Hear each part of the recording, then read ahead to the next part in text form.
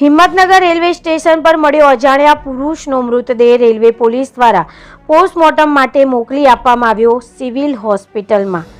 સાબરકાંઠા જિલ્લામાં ગતરોજ વંદે ભારત ટ્રેનનું લોકાર્પણ કરવામાં આવ્યું અને અસારવા ઉદેપુરનું સ્વાગત કાર્યક્રમ યોજવામાં આવ્યો હતો અને ફક્ત એક જ દિવસ તો બીજા દિવસે એક અજાણ્યા પુરુષનો મૃતદેહ મળતા આ વિસ્તારના લોકો ચોંકી ઉઠવા પામ્યા હતા। પ્રાપ્ત માહિતી મુજબ રાજ્યના સાબરકાંઠા જિલ્લાના વડા મથક એવા હિંમતનગર શહેરમાં રેલવે સ્ટેશન પર ગુડ્સ પ્લેટફોર્મ નંબર 4 ફૂટ ઓવરબ્રિજ પાસે બનવા પામી હતી। આ અંગેની જાણ રેલવે પોલીસને થતાં પોલીસ ઘટના સ્થળે તાત્કાલિક આવી પહોંચી હતી અને મૃતદેહને પીએમ અર્થે સિવિલ હોસ્પિટલ હિંમતનગર ખાતે મોકલી આપવામાં આવી હતી।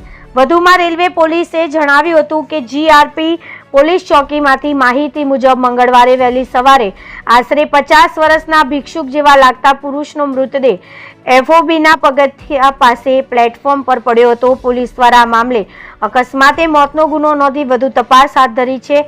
હાલ મૃતકની ઓળખ થઈ શકી નથી। જીઆરપી દ્વારા મૃતદેહને ઓળખવા માટેની કાર્યવાહી શરૂ કરવામાં આવી છે।